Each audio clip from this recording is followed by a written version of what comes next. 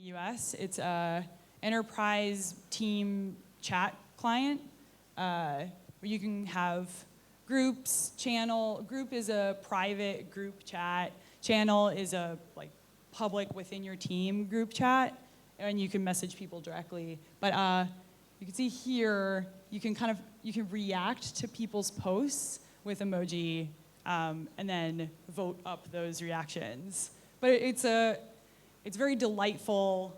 It really adds to the experience, and it's very on brand. I know that's a weird way to put it, but Slack is,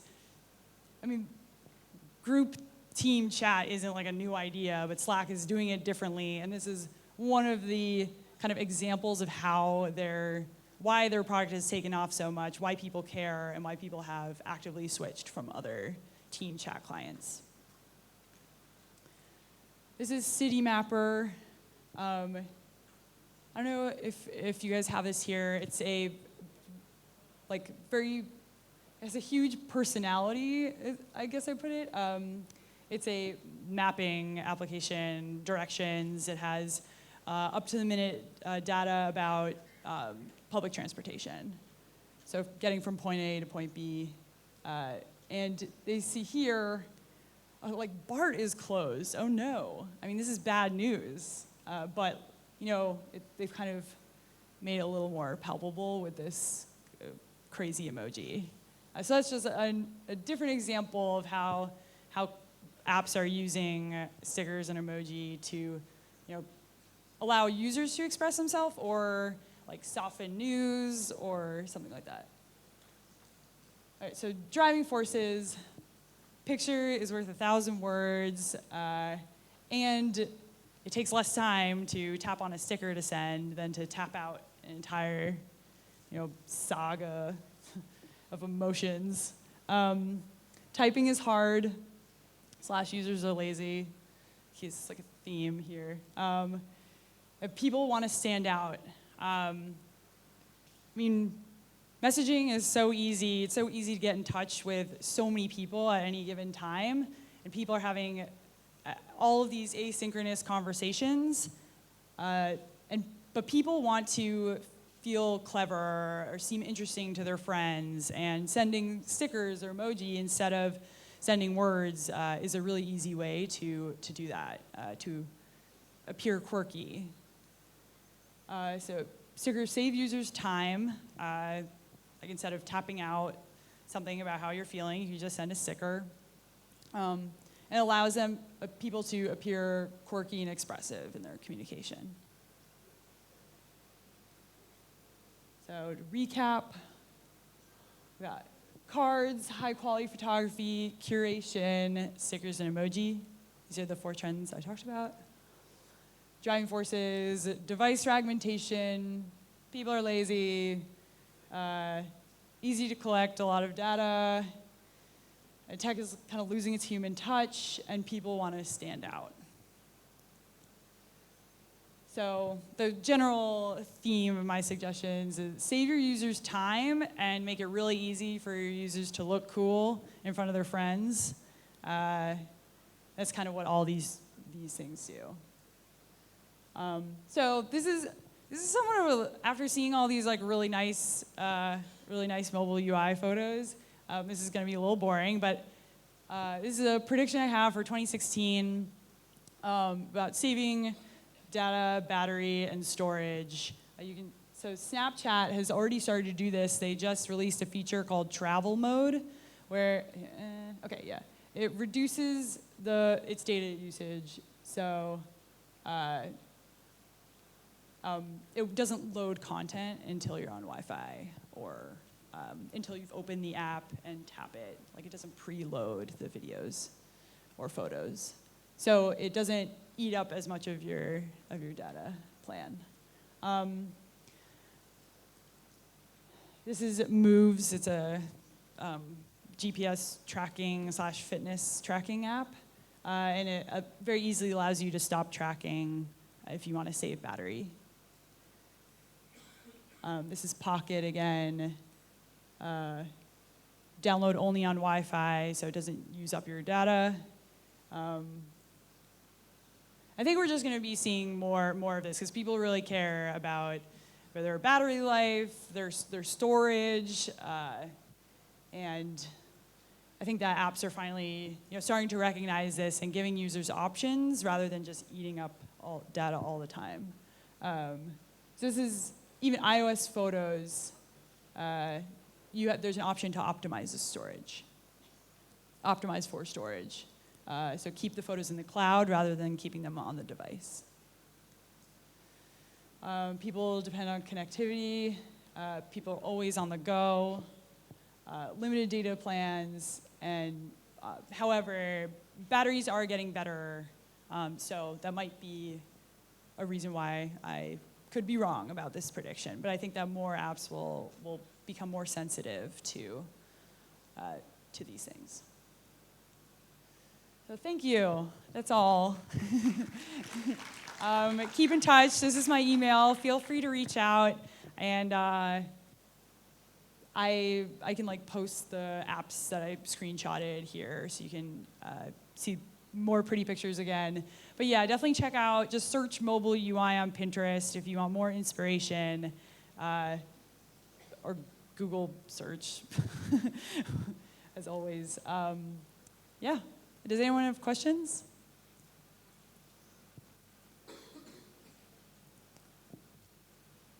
Cool, sweet.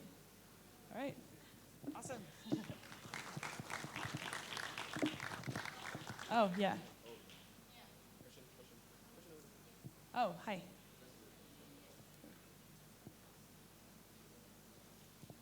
Oh, do you want me to?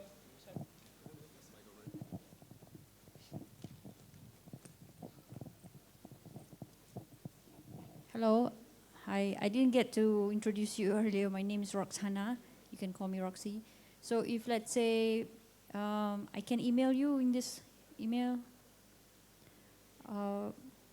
regarding if I want to present any idea, I can just email the template and. Oh, okay, all right. So will you be having other talk after this?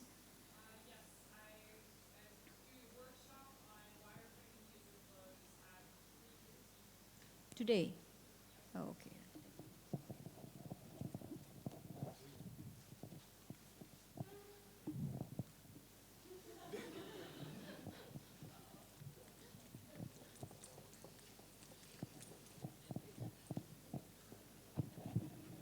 Hi Ariel, I'm Chinchi. So my question is do you think adapting major trends like flat design and cut material design, right?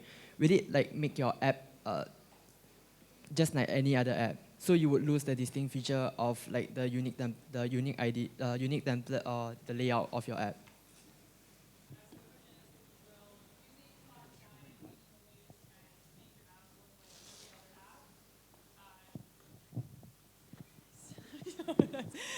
It's like an Olympic victory lap over here. I do not think it will make it look like every. Oh, okay, sorry. Look like every other app, especially if you have high quality photos, and the cards really are a good way to showcase the content. So if the content is different from it is on other platforms, then I think it's easy to be differentiated. And I think there are other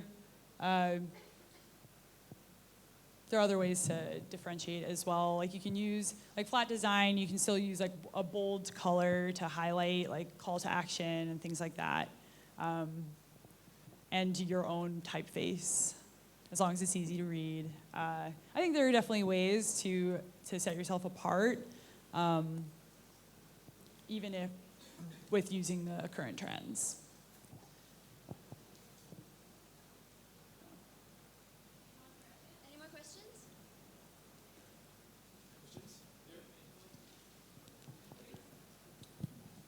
Hi. So speaking about trends, that we always think that we are in Malaysia, especially we didn't have a platform. For example, Snapchat has been around about 3 years back before.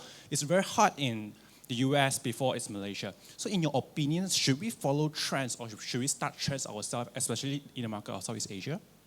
So like follow the UI trends of Snapchat, or Yeah, one of the few example is probably Snapchat lah. Yeah, regarding the trends that keeps following. So are we, in your opinion, for Southeast Asia, especially us in Malaysia, so are we starting a new trend itself that goes out of it? That, I mean, there's no apps that actually went viral and went into Silicon Valley, but there is a lot from Silicon Valley and went all the way to other countries as well. Are we going to do for ourselves in Malaysia to target only the market pool of Malaysia itself, or are we going to push it to the global and the global platform? Because currently, for all the apps that you are currently using is in the US, and it has been going viral down to all over the country, especially, and part of it is Malaysia, but there's no app in Malaysia that we did that actually spread through to the world. Yeah. I think it would be good to design a product for the market you know best, like design for Malaysian users, user tests in Malaysia. Make sure that the product is right for the market here before expanding to other markets. If you get really good product market fit here, and you're successful in this region where there are hundreds of millions of people, you are well positioned and then can expand to different market needs, or having maybe a different UI or different interactions, following only the trends that you think are relevant and will appeal to people in the region, I think is important. And then getting a further understanding of the needs of people in other regions after you've gained traction here. So I definitely would not like blindly follow. Cards are cool, but like maybe you have to make sure they make sense and that they and definitely user test them with a bunch of options among the population here to make sure that they're the right way to present content and information. So make sure it's what's right for the current market here first. That would be my advice.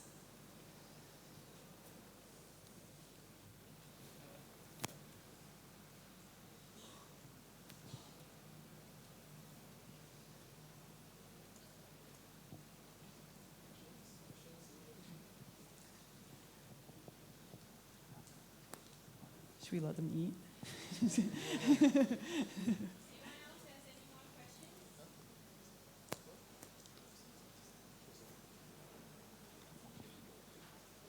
All right, if there's no further questions, we're going to close it then for now.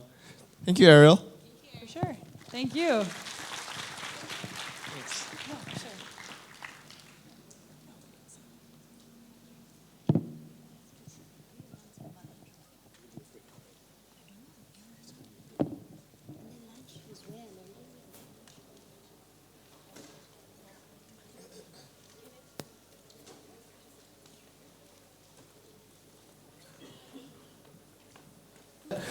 Identifying it as well as how to apply it in your product. So everyone please give a warm welcome to Arielle Zuckerberg.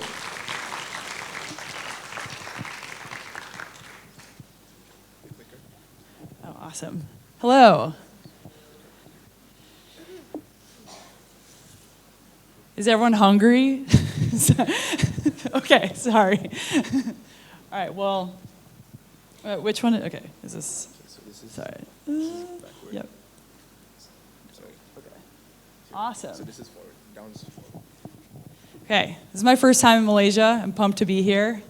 And I know that everyone's hungry, so I'm going to show you a lot of pretty pictures.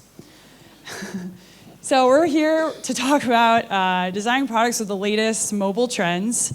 And I've picked a lot of screenshots. Oh, wait, that reminds me. I met a girl in the bathroom, and she wanted me to talk about some specific stuff, so I wanted to make sure I cover that before I go on with my presentation. She was wondering, how do you capture an idea when you see something you like? And what are some resources? And you'll see in this presentation, I've added a lot of iPhone screenshots. Just screenshot anything if you see something you like. Also, search on Pinterest mobile UI. Honestly, it's like a gold mine. And there's a site called mobile-patterns.com is another really awesome website.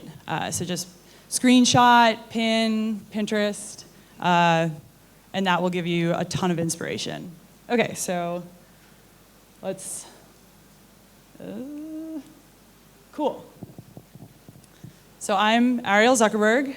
I am currently at Human.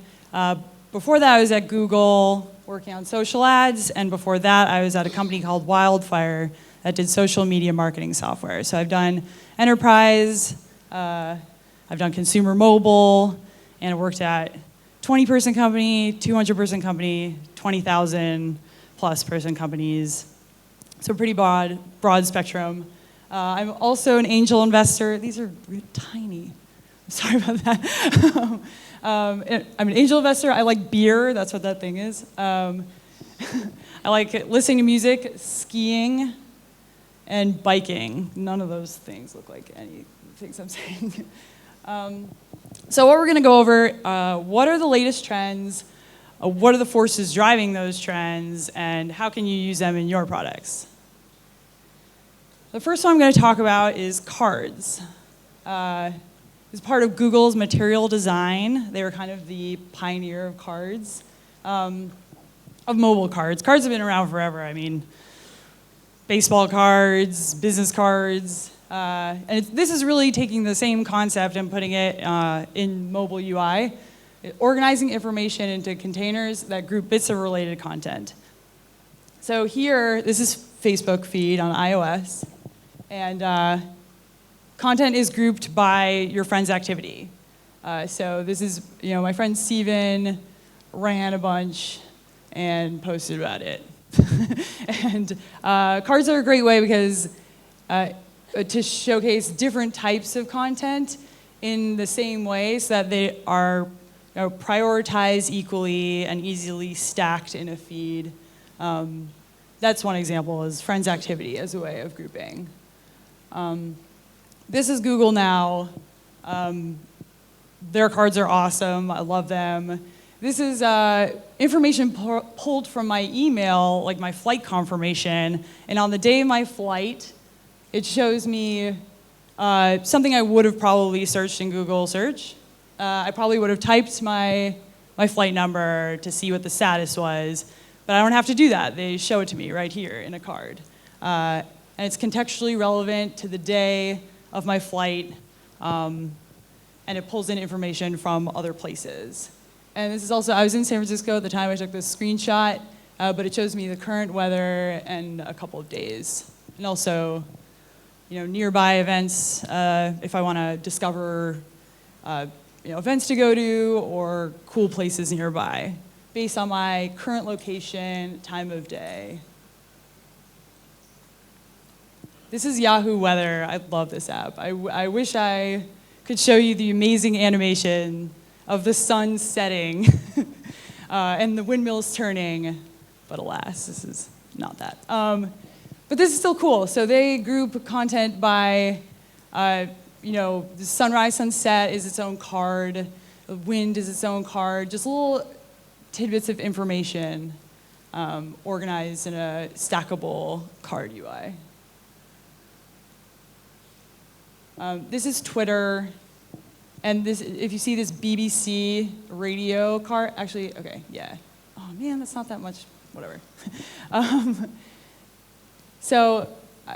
Twitter's done something really unique. They've allowed third parties to integrate their content really well into their platform, and it looks like a first party integration. So, and this is a really easy to share, easy for users to add their own opinion on top of. It's a really nice shareable piece of content. Okay, this is Pinterest. Yeah, they have cards in a masonry type layout, and it's extremely easy to port over into a responsive UI on tablets and Android. Here, I have that on the next slide actually. cards make that super easy. So in a world where there's tons of device fragmentation, people are on different Android devices. Some people are on Android, iOS. Cards make it super easy to make a consistent experience across all of those devices.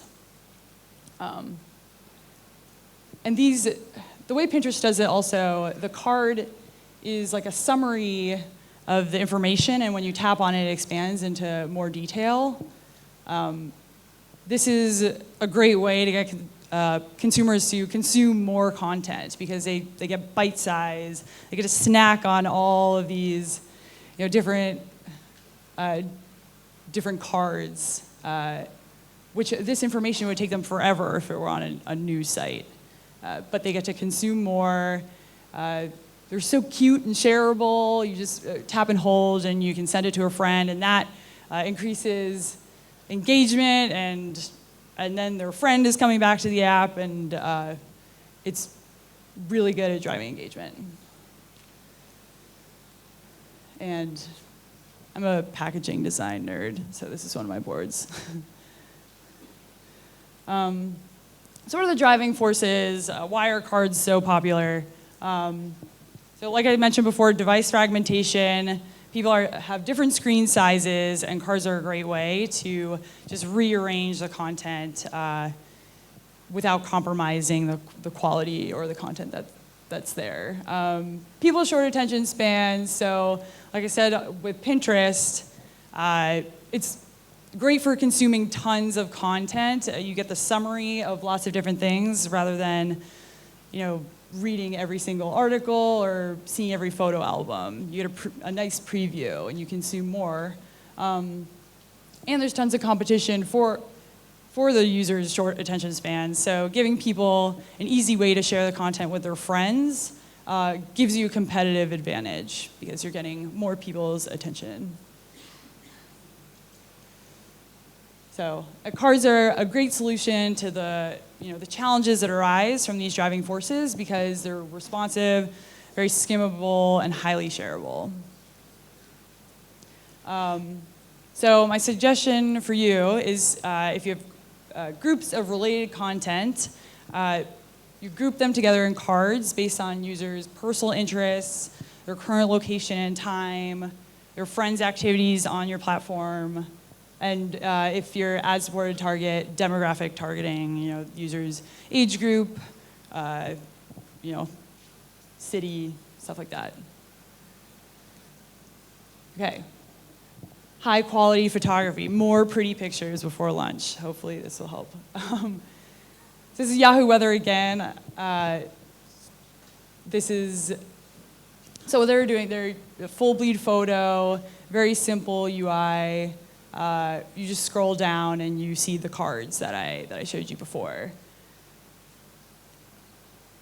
This is Sprig. It's a on-demand food ordering app available in San Francisco, and I think they're potentially expanding. It's a former chef of Google, and they have 3 options. You can scroll between the options, and it comes to your door in like 10 minutes. It's awesome. It's growing insanely in San Francisco right now. This is a really lovely way to showcase the food. Makes it very appealing. Probably drives more people to order this item. This is LinkedIn Connected. This is an app about business connections, but this is at a coffee shop. You're on your phone. It's highly personal and relatable. This is SoundCloud. This is a full bleed image behind a song that's playing. And it just makes it really nice. So driving forces here, modern phones have a really nice resolution, the Retina display. People love pretty pictures.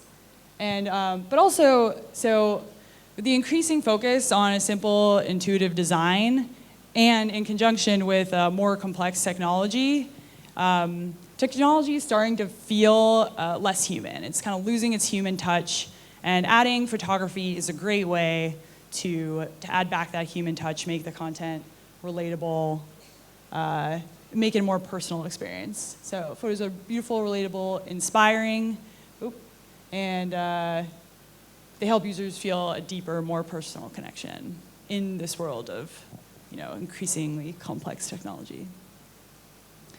So, curation is the next trend I'll be talking about. Oh, can't see it very well. But this is Medium. It's a really nice UI for long-form content and great discovery. So it says at the top stories for you, and it says these 3 stories, and it says why that they're showing them. Why are they for me? And it's because my friends have liked these stories, recommended them.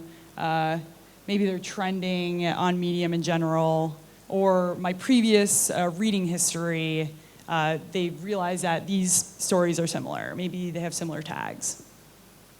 This is great. This is a reason why I really like Medium, is because if I go to a normal news site or news app that isn't curated for me, I have to search for the stuff that I care about. But Medium knows what I care about, so it's going to show it to me. And that's awesome, because I'm lazy. So this is Pocket. I use this to bookmark websites and articles, and then it saves them offline so I can read them on the airplane or something. So here are some of my bookmarks, and it says, this is a new feature. We built this for you, which is super cute, by the way. Come check it out. And it's getting me to consume more content on their platform based on all the articles that I've saved already. Presumably, they save some kind of metadata about the articles. Like, right here you see 2 articles on virtual reality. So they could probably understand that I love virtual reality, and they're gonna suggest more articles about that to me. So yeah, I really like this. I think this is a really great way to tell users about a new feature you built for them. It makes them feel like you care a lot. We built this for you. So nice. For me. So this is Spotify, 2 different types of curation. The one on the left is personal to me.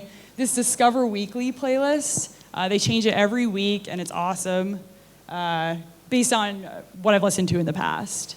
So, and this is albums that they think I would like, new releases for me based on my previous listening history.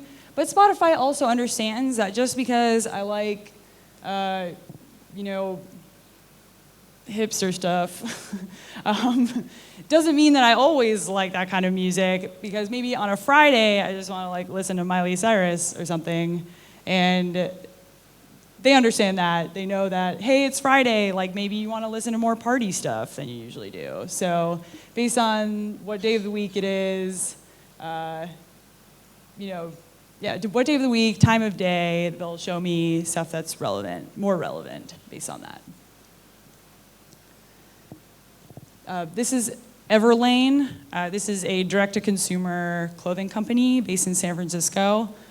And you can't really see it, but I took these screenshots this morning. I was really into it. So it says the current weather of where you currently are, and then dress for today. And if you tap that, you see an item of clothing that would be appropriate for where you are, time of day, the current weather. And this is great.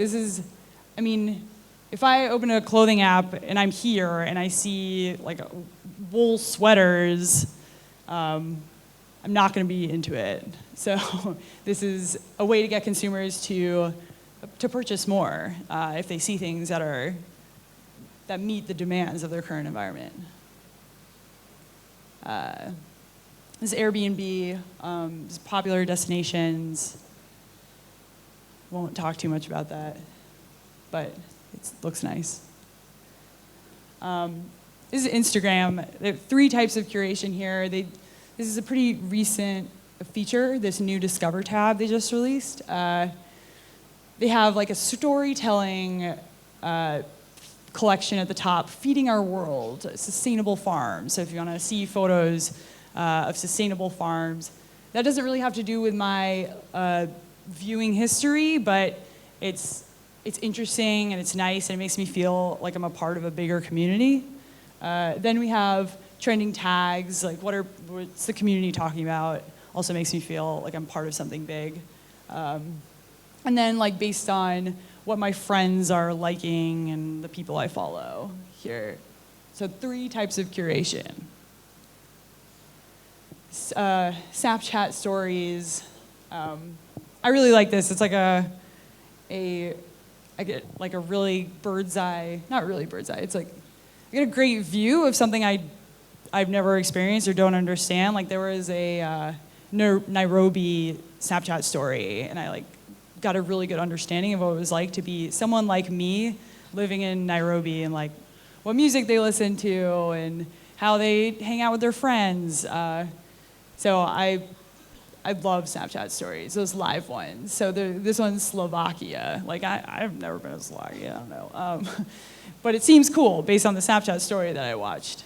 And it makes me feel closer, it makes the world feel smaller, it makes me feel closer to the community.